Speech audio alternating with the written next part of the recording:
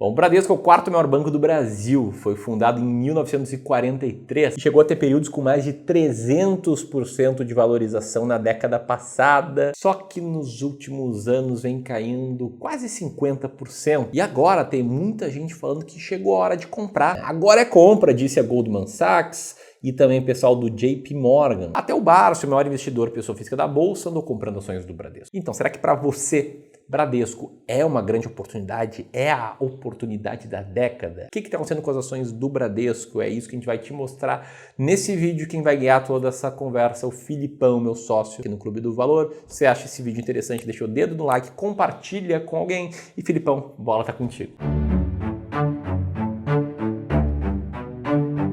Vamos lá, nas últimas semanas é fato que o otimismo tem voltado a rondar as ações do Banco do Bradesco. Não à toa, no mês de julho a gente viu uma alta de mais de 26%. E isso animou muito os analistas do Brasil. Vou citar três principais aqui, ó. O UBS, que reafirmou as recomendações de compra e prevê um crescimento de mais de 40%. O JP Morgan, a gente tá falando só de bancaço aqui. Bradesco é compra para o JP Morgan, que vê uma boa recuperação nos últimos meses. E o Goldman Sachs, que acredita que essa mesma recuperação será responsável pelo crescimento sólido dos lucros para os próximos 3 anos. Então eles estão fazendo projeções de futuro para frente.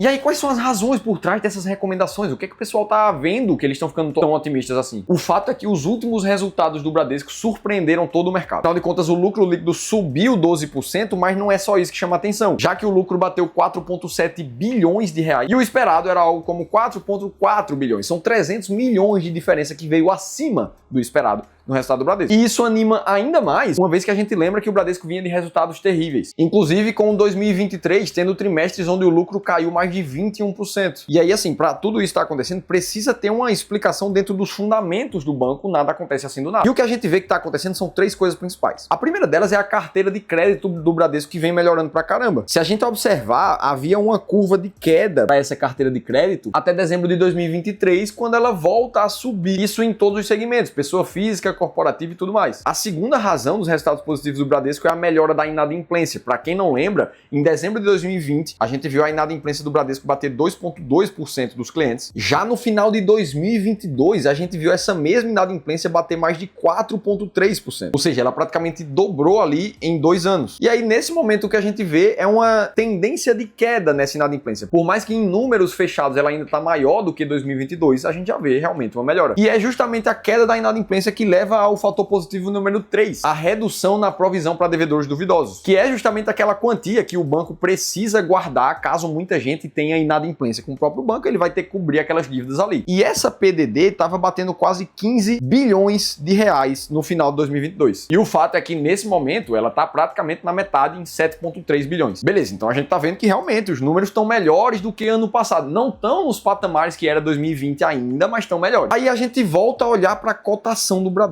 Será que justifica essa cotação de R$ 14,70, que inclusive está abaixo dos piores cenários da pandemia de 2020 ainda? Será que o banco não melhorou o suficiente para começar a voltar a valorização? Será que existe uma distorção de preço aqui e isso é uma oportunidade? Aí a gente entra para um lado negativo da questão, que muita gente ainda está chamando a atenção. O Bradesco está com o ROI muito baixo. Nesse momento, especificamente, quase em 8%. Lembrando que o ROI significa Return on Equity. Basicamente, é o retorno que o capital dos acionistas tem ao investir em uma empresa. Então você olha para isso aqui e diz, poxa, eu sou acionista do Bradesco, eu tenho uma rentabilidade ali, segundo o ROI, de cerca de 8%. Pô, então é melhor estar na Selic, que a Selic paga mais do que um bancão está pagando. A comparação não é tão simples assim, tá? Mas o que a gente vê de histórico do ROI é realmente uma direção decrescente, se a gente olha de 2014 até aqui. Então sim, os números do Bradesco melhoraram, mas a rentabilidade ainda não demonstra isso, a gente tem alguns sinais que ainda são duvidosos. Será que a gente vai ver outra alta parecida com a da década passada, pós a crise de 2016, quando o Bradesco subiu mais de 320% contando dividendos? Vamos ver exatamente como saber se é hora de comprar ou de vender o Bradesco. Só que aí eu te pergunto, como é que você, investidor, frente a essa maré de opiniões diferentes, de compra o Bradesco, chegou a hora, ou ainda não é a hora, os números ainda estão difíceis, o banco X manda vender, o Y fala que tem cuidados ainda na recomendação, e sinceramente você sempre vai ficar na dúvida se você depender de opinião de outras pessoas, até mesmo se você depender da sua própria opinião. Ah, Felipe, como é que eu resolvo isso então? O melhor dos caminhos é sistematizar os teus investimentos. Vou te dar um exemplo real de uma carteira real de investimentos. Esse investidor aqui, com um patrimônio de quase 2 milhões de reais, ele tinha 2% da carteira dele em ações do Banco Bradesco, 15% nas ações da Engie e outros 6% nas ações da Klabin.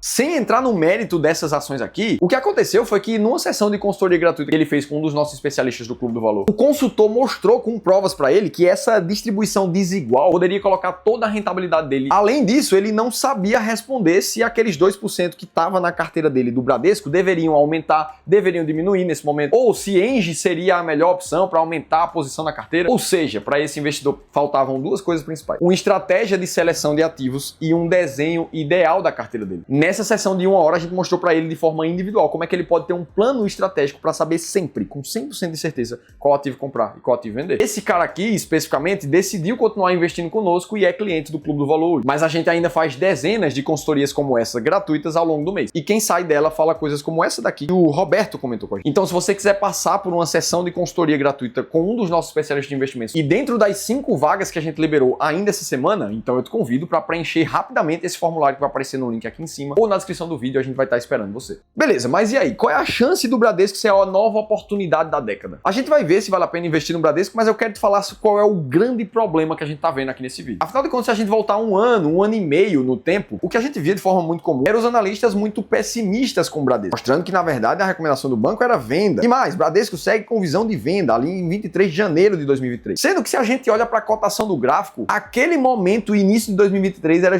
justamente as mínimas da cotação do Bradesco nos últimos 5 anos. Aí agora que as coisas deram uma melhorada, a cotação deu uma respondida, os analistas aparecem novamente otimistas. Isso só me mostra cada vez mais uma conclusão que é demonstrada em vários estudos aqui no Brasil, chamada de otimismo de viés de seleção dos analistas, que tem estudos lá da Universidade Federal da Bahia e também estudos da Universidade Federal do Maringá, mostrando basicamente que os analistas que trabalham com recomendações de ações e projeções de futuro costumam ficar muito mais otimistas quando as coisas são mais claras e realmente as empresas já estão respondendo, ou seja, quando as empresas já estão subindo, a recomendação de compra aparece com muito mais facilidade.